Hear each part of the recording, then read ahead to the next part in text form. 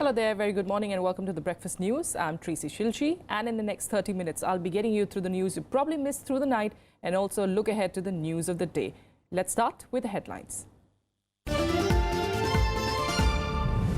Prime Minister Narendra Modi to embark on a two-day visit to Sri Lanka to attend the International Vesak Day celebrations. Delegates from over 100 countries to participate in it.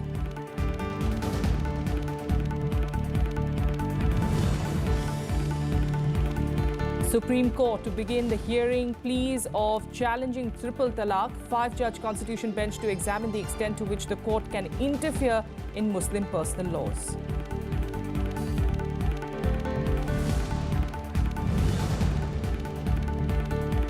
The International Court of Justice to hold public hearings of Kulbhushan Jadhav's case on the 15th of May. ICJ had stayed his execution ordered by Pakistan.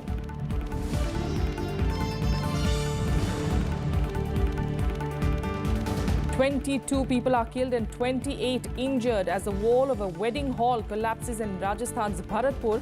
The mishap reportedly triggered by heavy rains and thunderstorm.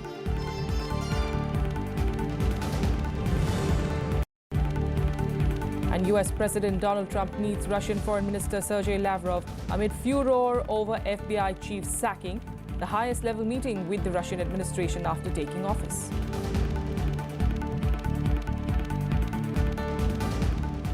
Our top story this morning, Prime Minister Narendra Modi will embark on a two-day visit to Sri Lanka. During his visit, he will attend the International Vesak Day celebrations. There will be no formal meetings and signing of agreements as the visit is in connection with the celebrations. However, the Prime Minister will be interacting with the Sri Lankan leaders on the sidelines of it. The Prime Minister will inaugurate a 150-bed multi-speciality hospital in Dikoya. The hospital, funded by India, is part of development cooperation with the island nation. He will also visit Kandy in the central province and meet Indian origin tea plantation workers.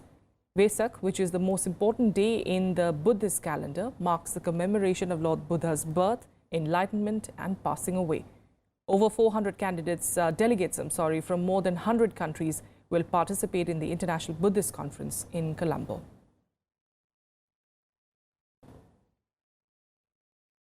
It will be a two-day visit from 11th to 12th May to participate as the chief guest at the 14th International Vesak Day celebrations. And he is visiting at the invitation of President Sirisena of Sri Lanka. Prime Minister's visit to Sri Lanka is for the Vesak Day celebrations assumes significance because this is a reflection of our shared Buddhist heritage, which is spanning over centuries. And also, this also reflects the importance that we attach to this relationship, our ties with Sri Lanka. Or I will keep you updated on those developments there in Sri Lanka. Meanwhile, back home, there's been another ceasefire violation in Jammu and Kashmir. A woman has been killed in the ceasefire violation by Pakistan in the Nowshera sector of Rajouri district. Her husband has been injured. Firing is still going on and we are awaiting for more details. And this comes just a day after that shocking incident where the body of an army lieutenant was found with multiple bullet wounds in Shopian district of Kashmir on Wednesday. The army officer, identified as Lieutenant Umair Fayez, was abducted and killed by terrorists in Shopian, where he had gone to attend a family wedding. Defence Minister Arun Jaitley and Jammu and Kashmir Chief Minister Mehbooba Mufti strongly condemned the killing. The army has vowed to punish the killers. An army officer from Kashmir was abducted and shot dead by terrorists in Shopian district on Tuesday night. 22-year-old Lieutenant Umair Fayaz was on leave to attend his cousin's wedding in Batapura when he was kidnapped and killed. His bullet-riddled body was found in Harmain area of Shopian this morning. This was a very dastardly act of cowardice, जिसमें कुछ unknown terrorist ने जो इस इलाके में रहते हैं, इन्होंने कल रात को लेफ्टिनेंट उमर फयाज को किडनैप किया है और बाद में उनको मार दिया गया है। इंडियन आर्मी इस दुख की घड़ी में इस फैमिली के साथ खड़ी है। Lieutenant Fayaz was posted with 2 Rajputana rifles in Akhnur sector in Jammu. He was commissioned in the army in December last year. He was also an exceptional sportsman and was tipped to pursue the young officers' course in September. The officer was laid to rest with full military honours in his native village in Kulgam on Wednesday.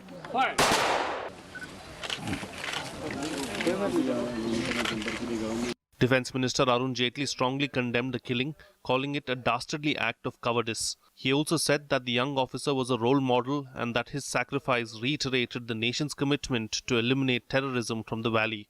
The gruesome killing was also condemned in Kashmir Chief Minister Mehbooba Mufti as well as members of other political parties. The opposition parties, however, insisted that a political solution was required to solve the issue. बहुत ही सोचने का लम्हा है हमारे लोगों के लिए, जम्मू कश्मीर के लोगों के लिए, बिलखुसूस वादी के लोगों के लिए कि जो मसले कश्मीर की दुहाई दे रहे हैं, तो क्या उस मसले का हल इसी तरह बैंक लूटना है, हथियार लूटना है और हमारे जवान बच्चे जो पढ़ लिख के कुछ बनना चाहते हैं या बनते हैं तो उनका इस तरह से बेदर्दी से कत्ल करना, क्या इस मसले का हल यही है? एक बहुत ही बारबैरिक, बहुत ही कावर्डली एक्ट है और इसमें स्टेट गवर्नमेंट और सेंट्रल गवर्नमेंट की वजह से जो पॉलिटिकल वैक्यूम, जो एक एटमॉस्फेयर ऑफ री इमर्जेंस ऑफ मिलिटेंसी बना है, पॉलिटिकल किलिंग्स फिर से शुरू हुई हैं, इलेक्शंस कैंसिल होने लगे हैं, उससे वो वायलेंट कंस्टिट्यूएंसी जो एम्बोल्डन हो गई है। पूरी पार्टियां, पूरा देश सरकार के साथ खड़ा है। अगर वो पाकिस्तान को मुंह तोड़ जवाब देने की इच्छा रखते हैं तो उनको काम करना चाहिए।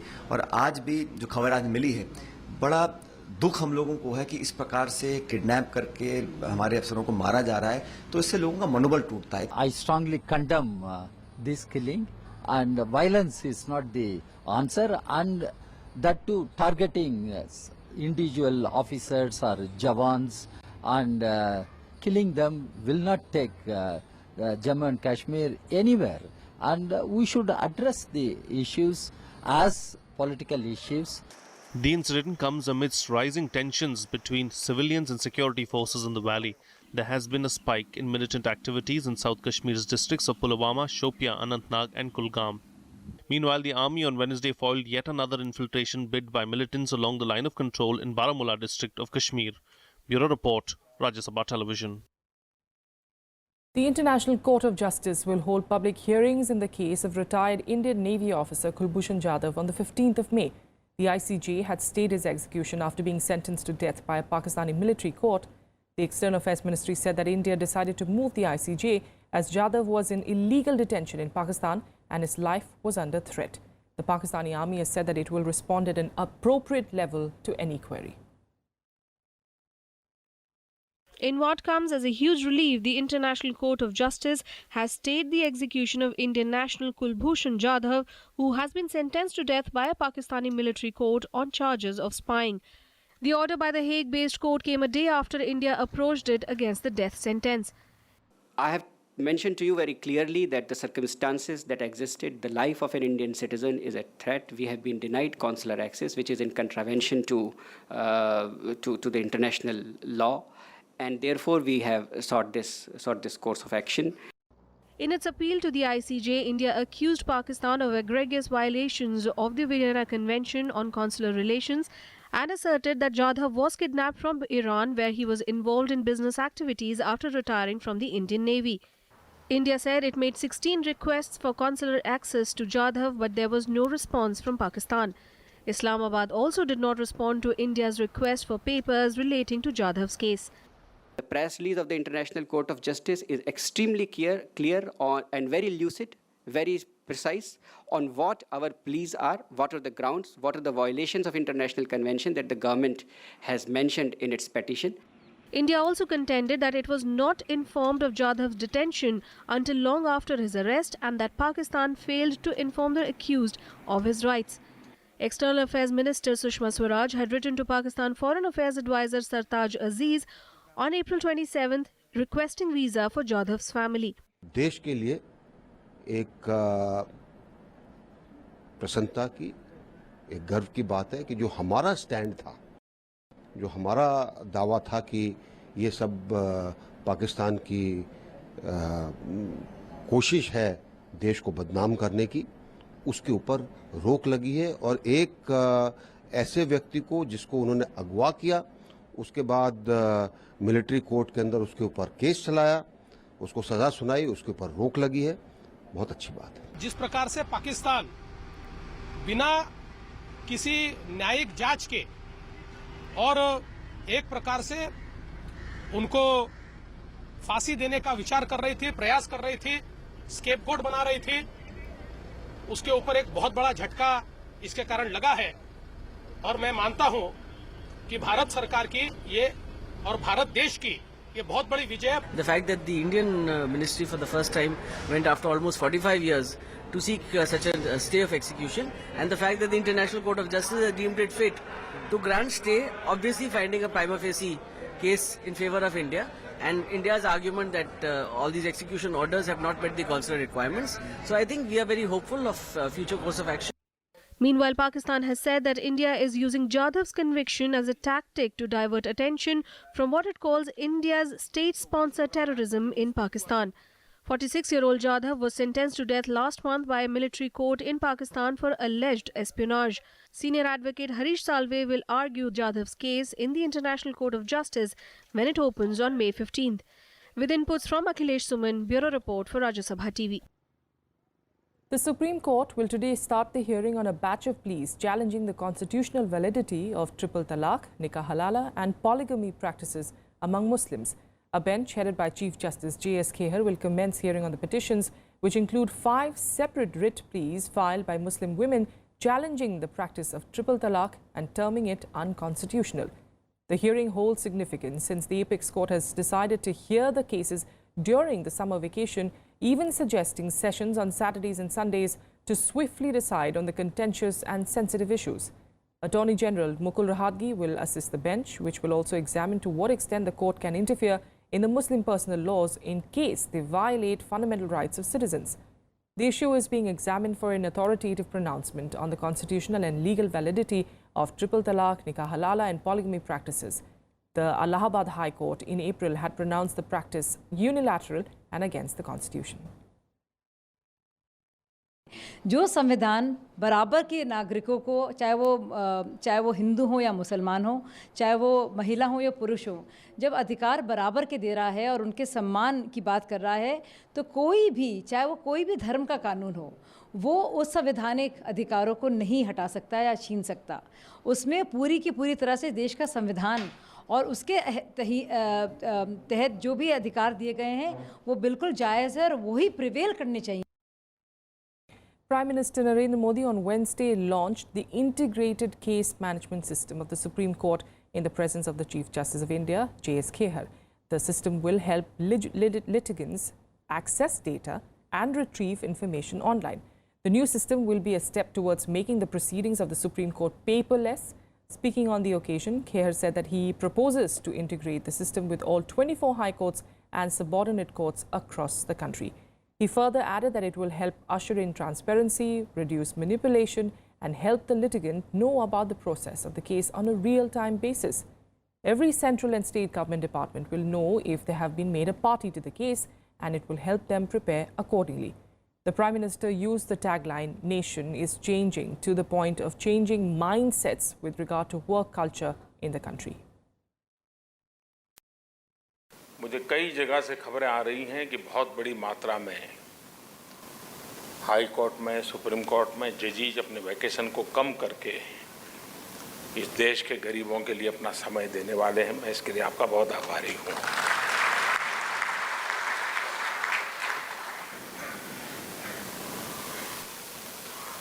क्वांटम के रूप में इसका परिणाम क्या आता है वो अलग बात है, लेकिन इस प्रकार का भाव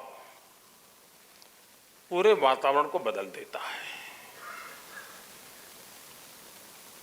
एक सेंस ऑफ रिस्पांसिबिलिटी को बल देता है। In other news, Russian Deputy Prime Minister Dmitry Rogozin was in Delhi on Wednesday for a one-day visit.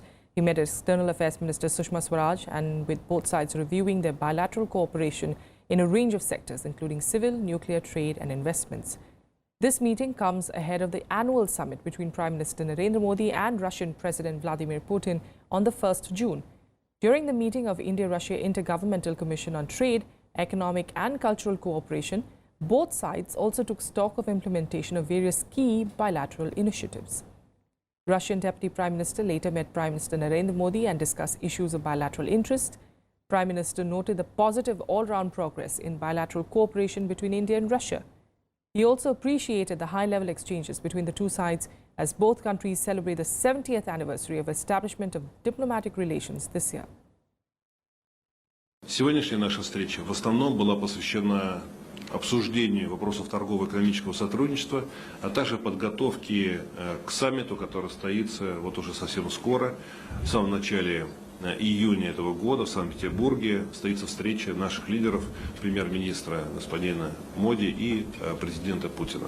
We agreed to work closely in the months ahead to take forward many of the collaborative ideas that emerged in diverse fields including security, nuclear, space, disaster management, trade and economy, science and technology, and people-to-people linkages. All right, a quick break here. We'll be back with more news in a bit. Stay with us.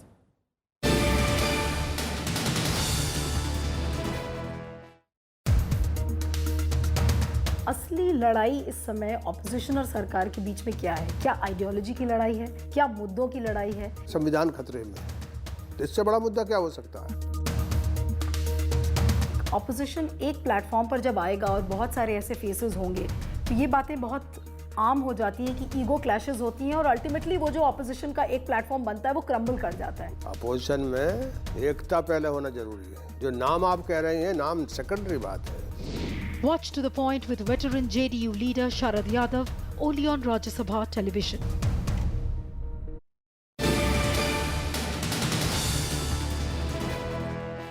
Welcome back. Let's continue getting you more national news. And the Aam Aadmi Party will take its fight against EVMs to the doorstep of the Election Commission today. The party has announced that its Delhi MLAs and leaders will lead a protest rally demanding that VVPAT-equipped EVMs be used in all future elections. The EC has convened an all-party meeting on the 12th of May to discuss the issue and has asked all political parties to nominate their experts to participate in the meeting. As many as 16 opposition parties had urged the poll panel to revert to ballot system, claiming that the faith of the people in EVMs has been eroded. Here are some of the reactions from different political parties on the issue. It is time that the Election Commission takes steps to restore faith in EVMs. Otherwise, there will be demand for going back to the paper ballots. एक perception बना है जाने अनजाने कि इसमें गड़बड़ी हो रही है या हो सकती है, तो ये दायित्व तो बनता है इलेक्शन कमीशन का कि वो करे। आम आदमी पार्टी ने फैसला किया है कि हम इनके हैकाथन में भी जाएंगे, 12 तारीख को ऑल पार्टी मीटिंग है उसमें भी हम जाएंगे। भारत के इलेक्शन कमीशन ने सब पार्टियों को बुलाया है। उससे पहले ये नाटक नौटंकी लोगों का ध्यान भटकाने के लिए, अपने भ्रष्टाचार पे जवाब ना देना पड़े, उसके लिए ये सब नाटक की जो चित्रकथा पटकथा है वो अरविंद केजरीवाल जी ने लिखी है। The Home Ministry has asked as many as 5,845 NGOs to open their accounts in banks which give core banking facilities. The move will provide real-time access to security agencies in case of any discrepancy. This is the latest in a series of steps taken by the NDA government aimed at checking errant NGOs, especially those receiving foreign funding. Tightening rules for NGOs, the registration of more than 10,000 such organizations have been cancelled and more than 1,300 have been denied renewal over the next 3 years for various violations. Over 3,000 NGOs have also been told that their bank accounts are not available as per core banking format, while 2,000 NGOs have been asked to furnish bank account details as no such data is available with the Home Ministry. The move came after it was detected that many NGOs have their bank accounts in cooperative banks, state government-owned apex banks or banks which do not have core banking facilities. Now to Rajasthan, where at least 22 people were killed and 28 injured as a wall of a wedding hall collapsed in Bharatpur district in the late hours of Wednesday. The accident was reportedly triggered by heavy rains and thunderstorm. The mishap occurred at the Annapurna marriage home around 10 p.m. as guests stood under a wall to protect themselves from the rain. Chief Minister Vasundhara Rajya condoled the deaths and has instructed the administration to offer proper treatment to the injured. तेज अंधड़ और बारिश की वजह से लोग उस दीवार में सहारा लेने के लिए गए और वो पूरी दीवार जो करीब 80-90 फीट की थी वो दीवार ही उनके ऊपर गिर गई जिसमें 22 लोगों की मौत हुई है और 28 लोग घायल हैं। सभी घायलों को हॉस्पिटल पहुंचा दिया गया है। डॉक्टर्स की टीम उनके इलाज में जुटी हुई है। And now let's head to international news. And US President Donald Trump met Russian Foreign Minister Sergei Lavrov at the White House on Wednesday. The meeting is the highest level contact between Trump and the Russian government since he became president. Lavrov said that Moscow and Washington are looking to remove all barriers to have a better relationship. Lavrov also met Secretary of State Rex Tillerson and improved relations, and the war in Syria dominated the agenda. However, critics questioned the timing of the meetings a day after Trump fired the FBI director. James Comey was leading an investigation into alleged Russian interference in last year's US election. Trump claimed that he fired Comey due to the shoddy Clinton emails probe, but Democrats accused the president of trying to slow down the investigation into his associates' links with Russia. Касается Сирии, то мы прежде всего концентрировались на тех идеях, которые обсуждались во время визита Рекса Тиллерсона в Москву, когда он рассказал о мыслях касательно создания таких зон деэскалации, зон безопасности. Это была... The bottom line is any investigation that was happening on Monday is still happening today. That hasn't changed. And in fact, we encourage them to complete this investigation so we can put it behind us and we can continue to see exactly what we've been saying for nearly a year. There's no evidence of collusion between the Trump campaign and Russia, and we'd love for that to be completed, so that we can all move on and focus on the things that, frankly, I think most of Americans are concerned with. South Korea's new President Moon Jae-in has advocated closer ties with neighbor North Korea. In a sign of a break with the hardline approach of his predecessors, Moon expressed his willingness to even go to North Korea to meet Kim Jong-un if it meant bringing peace and, in fact, lasting peace to the peninsula. Moon also vowed to improve his country's ties with longtime ally, the US, but his adverse views on the deployment of the THAAD anti-missile system has put a question mark over South Korea-US ties. Seoul's policy on North Korea is about to get a major overhaul. In his first speech after being sworn in, South Korea's new president Moon Jae-in vowed to improve relations with the North, saying he would be willing to visit Pyongyang under the right circumstances. 위기도 서둘러 해결하겠습니다. 한반도의 평화를 위해 동분서주하겠습니다. 필요하면 곧바로 워싱턴으로 날아가겠습니다. Moon took oath of office in Seoul's National Assembly a day after his decisive win in the election that was called to replace impeached President Park Geun-hye. The election took place in the backdrop of rising tensions in the Korean peninsula over North Korea's missile and nuclear program and the subsequent South Korea-US military drills and the deployment of controversial US anti-missile system THAAD. While Moon has been vocal about his criticism of THAAD, he also talked about further strengthening the alliance with the United States. 한미 동맹은 더욱 강화하겠습니다. 한편으로 사드 문제 해결을 위해 미국 및 중국과 진지하게 협상하겠습니다. However, Moon is unlikely to get a long honeymoon when it comes to North Korea. Experts have been predicting an imminent nuclear test, North Korea's sixth, for weeks now. Under these circumstances, a keen eye would be on how Moon applies the sunshine policy of the Liberal governments of 1998 to 2008 that advocated closer ties between the two Koreas. A key challenge for Moon would also be his handling of ties with China, which retaliated economically over the deployment of THAAD. 中方在萨德问题上的立场是一贯的、明确的。我们希望韩方高度重视中方的关切，能够妥善地处理萨德问题。 Apart from handling ties with North Korea, the 64-year-old Democratic Party candidate has also promised to tackle corruption, bolster the economy and address youth unemployment, some of the key concerns for voters. Bureau Report, Rajya Sabha TV. And here are more international news updates in World Wrap. Pakistan has set up a joint border commission with Iran to address bilateral issues.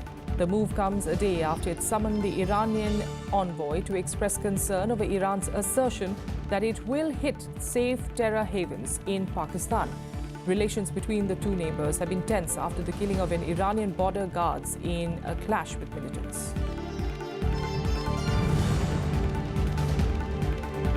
Former Brazilian President Luiz Inácio Lula da Silva has appeared in a federal court and gave a 5-hour deposition.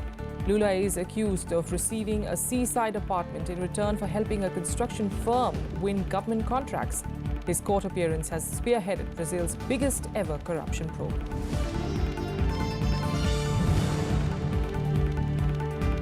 A US-backed alliance of Syrian Arab and Kurdish fighters has captured the key city of Tabqa and its nearby dam from Islamic State jihadists. According to the Syrian Observatory for Human Rights, the forces were still combing through the city, which sits on the Euphrates River and on a strategic supply route about 55 kilometers west of Raqqa.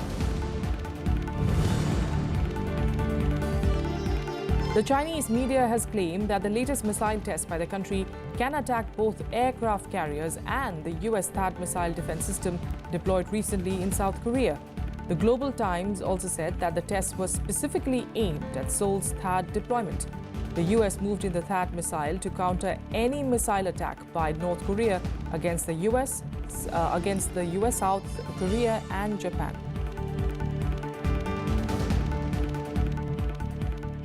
All right, some quick sports news, and Harpreet Singh has won the bronze medal in the Greco-Roman 80 kilogram category on Wednesday at the Asian Wrestling Championships. Harpreet defeated China's Junjie Na 3-2 to win his second consecutive bronze medal at the Asian Championships being held in New Delhi. The score was tied 1-1 after the first round, but Harpreet came back strongly in the second round by taking down his opponent to earn 2 points to lead 3-1. Although the Chinese opponent got 1 point due to Harpreet's passivity towards the end of the bout, the Indian held on to his lead to take bronze. However, Gurpreet Singh lost his bronze medal bout 0-8 in the 75 kilogram category in just 38 seconds to China's Bin Yang. The other 3 Indian Greco-Roman wrestlers, Ravindra, Hardeep and Naveen, were also knocked out of the tournament.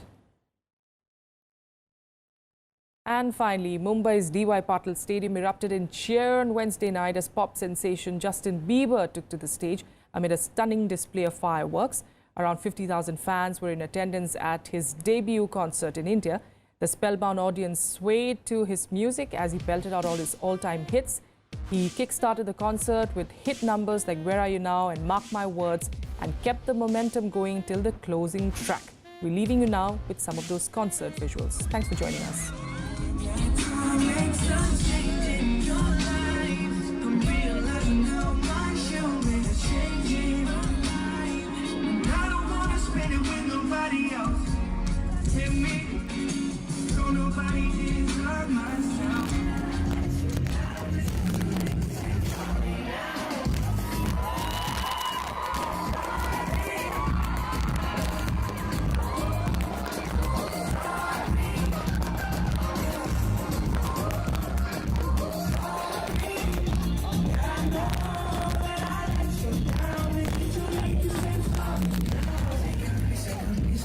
Thank you.